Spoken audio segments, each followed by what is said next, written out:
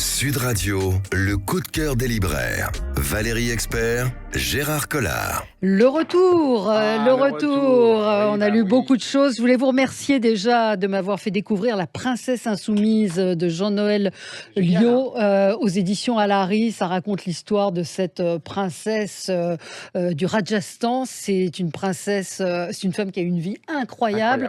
Donc vous êtes à la fois dans l'histoire de cette femme, de cette famille où déjà il y avait des prémices de féminisme, et puis vous découvrez l'Inde, les Maharajas. C'est bizarre parce qu'elle est entre les deux. Elle continue à vivre un peu comme les Maharajas avec les Rolls violettes et tout ça. Et puis elle va évoluer. Elle est emprisonnée parce qu'Indira Gandhi est son ennemi personnel. Elle est morte assez vieille, assez âgée. Et l'auteur Jean-Noël Liot a fait un travail remarquable. Ça se lit comme un roman. Oui, du coup, moi, la bibliographie me donne envie d'aller plus loin. Mais franchement, je vous le recommande. Ça vous fera voyager, découvrir une femme incroyable. Qui était libre. Enfin, je veux dire, elle n'avait rien à faire. Elle s'est éclatée à un max, comme on dit à Londres. Mais elle était mariée avec le dernier prince de Jaipur et elle a accepté de se marier en sachant qu'elle était la troisième épouse, qu'a priori sa famille était contre, mais elle l'aimait vraiment. Lui, il a été totalement infidèle. Par rapport à sa famille, c'était un pauvre. Enfin, tout est relatif. Il n'avait que 75 Rolls par rapport à 350. Mais c'est aussi l'histoire de l'Inde. Et d'une femme qui a un courage pas possible. Ça s'appelle La Princesse Insoumise de Jean-Noël Liot et c'est chez Alary Éditions. Il y a des livres que je vous conseille. Oui, de temps en temps, il y a des trucs pas mal. Alors, attendez, là, je vais mettre mes lunettes. Mais alors là, pour moi, c'est un des meilleurs romans historiques que j'ai lu depuis longtemps. Ça s'appelle L'Impératrice de Pierre, qu'est Voltaire, et c'est de Christina Sabalioskaïté. Ah ouais. Oui, d'accord. Ok, alors, l'histoire, c'est une histoire incroyable. C'est Pierre le Grand, vous savez, celui qui a construit, tout le monde le connaît, Saint-Pétersbourg et tout. Mais alors, je ne savais pas qu'il était marié. Elle s'appelle Catherine, ça a été Catherine Ière, tout le monde connaît Catherine II la Grande. La grande Catherine. Et cette femme, elle a un destin mais absolument incroyable. Elle est lituanienne. Alors déjà, ses parents meurent tôt de la peste. Elle est carrément vendue à des parents des oncles qui l'exploitent et tout. Il y a les Russes qui débarquent, ils violent, ils la piquent. Enfin, c'est vraiment incroyable. Elle va être revendue à un grand noble russe. Et puis, elle tombe amoureuse, et un tombe amoureux, des copains de l'empereur, pour Pierre le Grand. Et voilà, ça va craquer parce que ça va matcher entre les deux, parce que elle est une femme intelligente, elle sait deviner ce que ce type a envie. C'est ça les femmes, souvent, c'est-à-dire qu'elles dominent parce qu'ils ont un sens de la psychologie incroyable. Et puis Pierre le Grand avait des crises d'épilepsie et elle est la seule à pouvoir la calmer. Sexuellement, il s'éclate. Mais c'est incroyable parce qu'elle est l'impératrice de Pierre. Et donc là, elle va devenir impératrice, mais alors il faut voir comment elle y est arrivée. Ce type, alors vous avez aussi un portrait de Pierre le Grand qui est absolument incroyable, c'est-à-dire qu'on retrouve, vous savez ce qui se passe en Ukraine avec la Russie en ce moment, vous retrouvez des points communs, c'est-à-dire qu'il va faire la guerre, le nombre de morts, il en a absolument rien à faire, il est dans son délire sanguinaire. Ah oui, absolument, vous allez voir comment Saint-Pétersbourg va être créé, et cette femme, elle est incroyable, mais vraiment, en plus c'est alors c'est vraiment un roman, ça se lit vraiment, vous êtes dedans, vous lâchez plus. C'est vraiment parce que les romans historiques actuellement, vous savez, c'est le 10e sur le même sujet, Henri IV, machin. Et là, vous allez découvrir cette femme que je connaissais pas du tout. Et allez-y, c'est vraiment incroyable. Alors, j'ai vu que Voltaire l'avait qualifiée de Cendrillon du XVIIIe siècle. Parce qu'elle avait rien, et elle est devenue tout. Et là, elle est devenue une impératrice. Elle est sur son lit de mort, et elle raconte sa vie.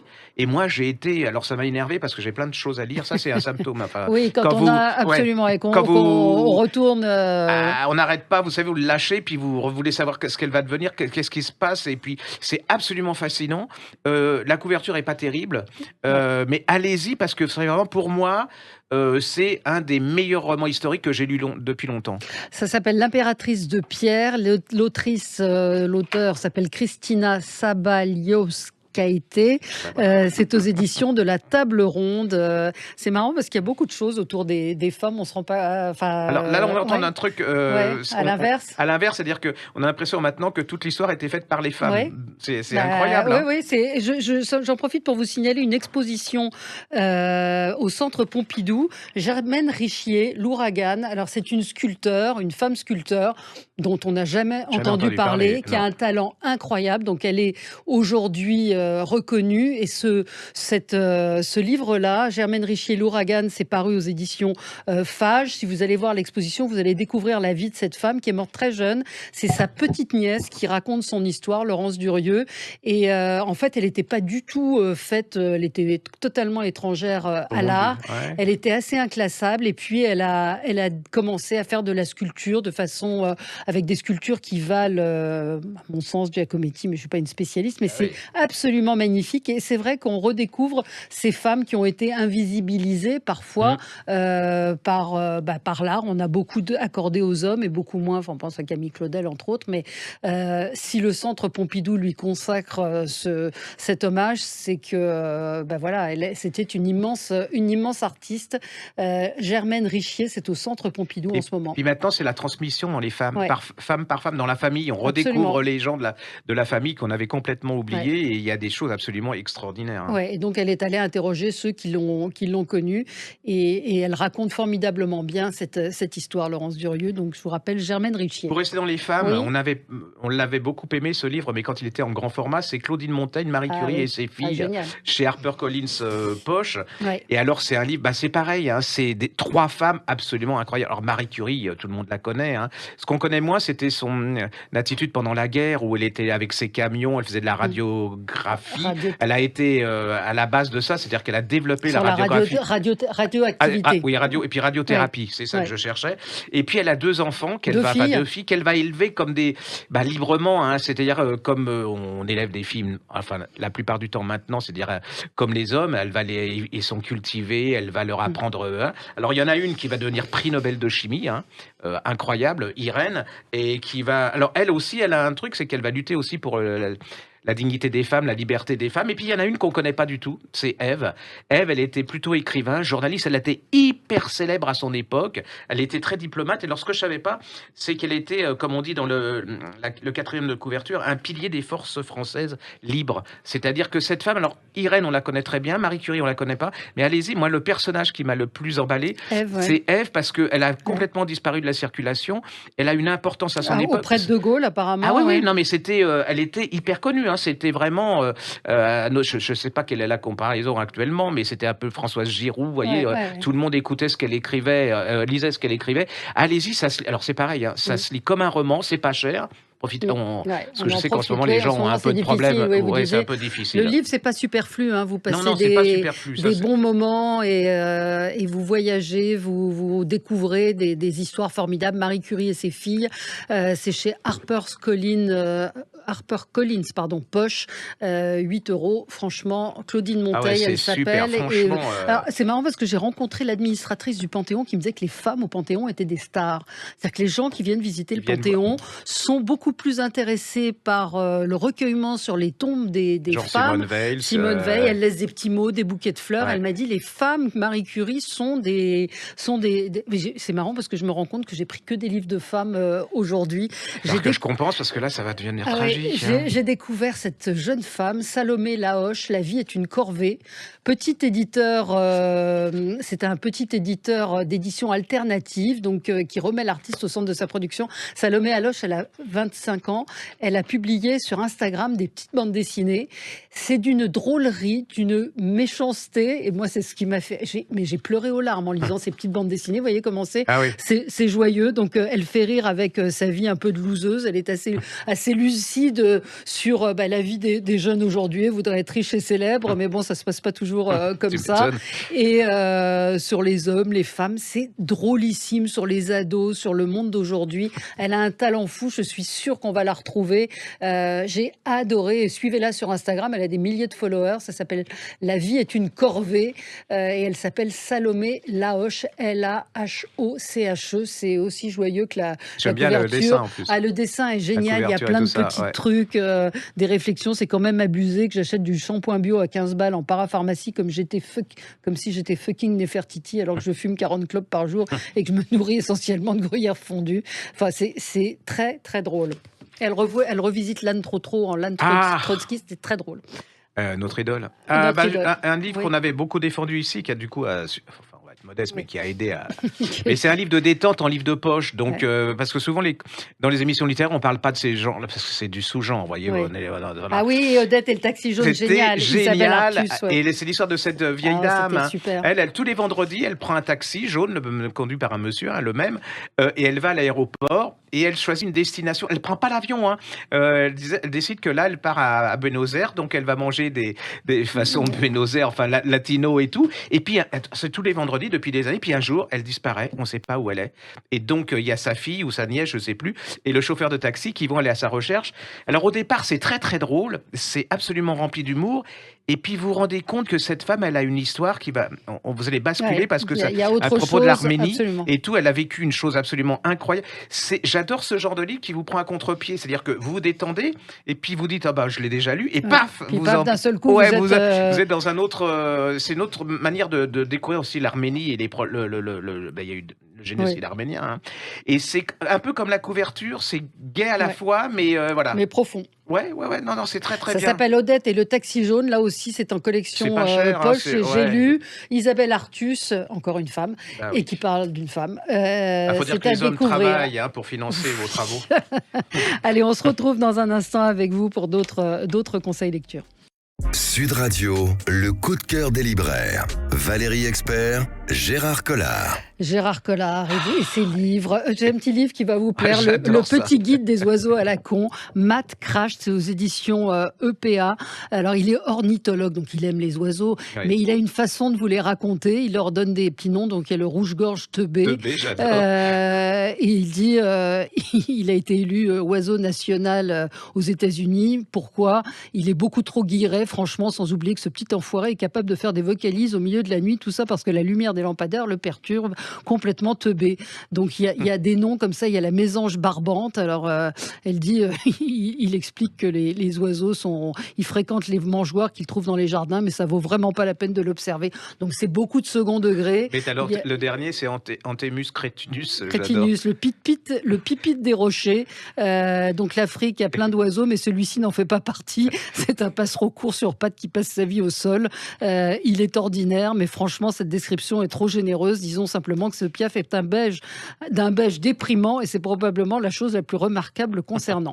Donc, à la fois, vous découvrez des oiseaux parce qu'il est les dessins sont beaux. Les dessins sont très beaux. Il est, lui, ornithologue. Donc, il raconte que c'est grâce à un exposé de 6e qu'il a raté, qu'il s'est intéressé à ça. Ça m'a beaucoup fait rire. Le petit guide des oiseaux à la con de Matt Crash, aux éditions EPA. Alors, il y a notre copain David Lelay qui nous avait parlé il y a 2 semaines ou 3 semaines, je ne sais plus. Ça, c'est une de mes écrivains favorites parce qu'elle raconte des histoires, elle les écrit bien. Et elle s'appelle Isabelle Duquesnoy. Et là, elle vient de sortir La Chambre des Diablesses de Robert Laffont. Et c'est absolument... Robert Laffont. Qu'est-ce que j'ai dit? De Robert Laffont. Oui, le pauvre.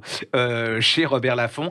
Et j'adore cette femme parce que c'est vraiment... Moi, une fois que vous commencez ces bouquins, vous lâchez plus. Alors, on est sous Louis XIV. Hein, et là, on va découvrir... C'est la fille de la voisin. Hein, c'est la voisin.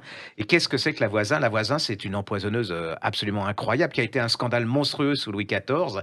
Mais là, vous êtes, je sais pas, c'est énorme. Elle va vous raconter. Alors la voisin, sa mère, hein, c'est très simple. Elle commence par faire, elle lit les cartes, hein, et puis ça marche. Et puis après, elle monte en Voilà, elle monte en puissance, elle fait sa start-up. Alors la start-up, elle va grandir. Elle se dit, mais elle aide les gens, comment dire, à supprimer ceux qu'ils aiment pas, voyez, les maris, les machins, des services. Alors ça commence par les pauvres, hein, et puis après ça va devenir la cour de Louis XIV, la Montespan. Il il y a la queue, hein, c'est-à-dire qu'il y a les carrosses qui sont là, elle raconte comment il y a le mari qui est absolument incroyable. En plus, dans le style, elle raconte à la manière De l'époque, ouais, c'est ouais. gaillard, c'est-à-dire à Ouais, ouais, l'époque, on ouais. n'était pas comme en ce moment, on n'était pas Non, végan, quoi. non. Enfin, je veux dire, c'était pas le Non, non, 11e c'est entre le Morito truculent, sans sucre. c'est C'est les bas-fonds, c'est mais vous sale, imaginez pas, mais parce c'est que Louis formidable. XIV, c'est Racine et tout ça, mais là, c'est non. Et puis vous avez, mais en plus, elle la chaîne, hein, et Ouais, la ça, fille, alors elle a un mari absolument incroyable, et vous allez être dans les bas-fonds de Paris. Alors après, elle décide de s'habiller comme parce que ouais, pour rendre conscience, c'est la reine de la communication. Elle se dit, pour rendre conscience, donner confiance aux grandes dames, bah, je vais m'habiller comme les comme grandes elle. dames. Elle va parler comme les grandes dames, enfin avec elle, hein, parce que derrière c'est un et c'est monstrueux. C'est-à-dire, mais C'est c'est monstrueusement délicieux. ah ouais, c'est monstrueusement délicieux. Et une fois que vous commencez, vous ne lâchez pas. Et c'est l'autre côté de l'histoire. Vous savez, à Ouais, l'école, on vous ouais. montre tous les grands et tout. Et là, et Louis XIV va la brûler. La Mm. fille va brûler. Et là, il y avait près de 400, à peu près 450 Qui personnes comme était ça là, ouais. qui dans Paris, faisaient disparaître les gens. Il y a un curé absolument incroyable. Je vous dis pas ce qu'ils font des enfants, c'est monstrueux. Et Duquesnoy, il faut absolument tout Tout lire lire, d'elle. hein, oui, oui, L'embaumeur, absolument. Il y a l'embaumeur, l'embaumeur, la la Pâquerine. Pâqueline et les mémoires d'une mère monstrueuse. Oui, et il y a ceux qu'on lit beaucoup moins, mais sur Oui, Constance c'est la Mozart et Pâqueline la et les femme de mémoires de... Mozart, Ouais, qui sont absolument fabuleux. Précipitez-vous, parce que c'est vraiment, pour moi, c'est une ouais, des écrivains ouais. de notre époque qui est alors assez méprisée, disons ignorée par les médias, parce que voilà, c'est pas Bec BD, ce n'est pas voilà Ouais. Non, non, mais c'est des histoires. À chaque fois, l'embaumeur, c'est incroyable. formidable, ça existe en collection de poche. Et puis la Pâqueline ou les mémoires d'une mère monstrueuse, moi, Mais ça vous avait avez jamais lu été des histoires, des livres comme des ça, quoi. livres comme ça. Oui, oui, franchement très, très bon, très, très bon livre. Isabelle Duquesnoy, donc ça s'appelle La Chambre des Diablesses. Vous voulez Et on encore vous une le petite chose? conseille. Ouais, allez-y. J'ai lu un polar absolument Mm. génial, mais c'est pas une nouvelle, hein, de M.J. Arledge. Oui, Ça s'appelle Action ou vérité, c'est chez Les Escales. Alors là, une fois que oui. vous commencez, vous ne lâchez pas. Mais alors, c'est vraiment, vous lâchez pas. Alors, on est à Southampton, en Angleterre, bien sûr, Oui. au temps du Covid. Et puis, il y a une Ça inspectrice s'appelle ça Amstramgram, non? C'est pas ça, non, c'est pas non, le non, dernier? oui, Il y avait eu voilà, Amstramgram, ça moi, que c'était j'avais lu. celui qui J'ai l'a fait pas lu le dernier. découvrir. Et il y a Qui est son, en 10-18, hein, oui, oui, et Amstramgram. c'est son inspectrice fétiche qui s'appelle Hélène Grace. Alors ça commence, on sent la violence, hein, il y a le Covid, les gens sont chez eux. Ça commence par un incendie où il y a un type qui va griller, mais je vous dis pas de la manière. Après, il y a une femme, on lui vole sa voiture, mais elle est poignardée Atroce. incroyablement, atrocement. Il y a plusieurs comme ça de assassinats. Alors apparemment, c'est pareil, il n'y a rien à voir. Et puis tout d'un coup, elle commence à enquêter. Alors faut dire aussi que s'est séparée avec son ex, et son ex, il est aussi sur l'affaire. C'est un inspecteur, donc il Ils va vont tout se tirer la faire bourre lui pour... particulièrement. Il y a une journaliste, hein, alors odieuse, enfin qui va mettre pour. Et là, vous allez voir comment ce puzzle. On comprend pas. On sait qu'il y a un puzzle, mais on sait pas quel est le lien entre toutes ces pièces. Tous ces... Est-ce que c'est pour cacher un crime? Est-ce que c'est pas pour cacher un crime? Je vais pas vous dire parce que sinon on va Non, me ben dire non, que non, je. vous racontez Mais tout. une fois que vous êtes dedans, et alors les personnages, même les seconds rôles, c'est comme dans les films, vous savez, dans les années 50, sont absolument bien faits. Elle, la fille, l'inspectrice, elle est psychologiquement bien. Vous avez envie de l'aider, quoi. Et alors en plus, ce qui est génial, c'est que la fin, vous dites, il va y avoir une suite parce que Bah, voilà, n'en dites pas plus. voilà, Alors, comment ça s'appelle? ça s'appelle, je vais vous le dire, hein, ça s'appelle Action ou vérité Action ou vérité? c'est aux éditions Les Escales de M.J. Arledge. Allez-y, c'est vraiment Élisez tout d'elle. Faut tout lire d'elle. Bon, Ouais. encore une femme. Alors, Joël Goron, la mamie qui dit tout haut ah ce que oui, les j'ai grands-mères lu passent ça. tout bas. Ouais. C'est très très drôle. Donc Oui. évidemment, Joël est une amie. Elle a coécrit avec Delphine Appiou, qui est journaliste, et elles avaient écrit Trop jeune pour être vieille. Et là, Joël, elle s'est rendu compte, Joël Goron, que les grands-mères d'aujourd'hui sont pas les mêmes que les grands-mères d'hier. Aujourd'hui, elles sont actives, elles Oui. sont. Et puis les jeunes femmes ont changé, et les jeunes hommes aussi. Et les jeunes femmes, elles supportent plus qu'on leur dise, qu'on leur fasse des réflexions. Donc, elle raconte de façon très humoristique, mais je pense que beaucoup de grand-mères vont se retrouver dans ce livre et la conclusion, ce serait bouclé là. En gros, c'est fermé.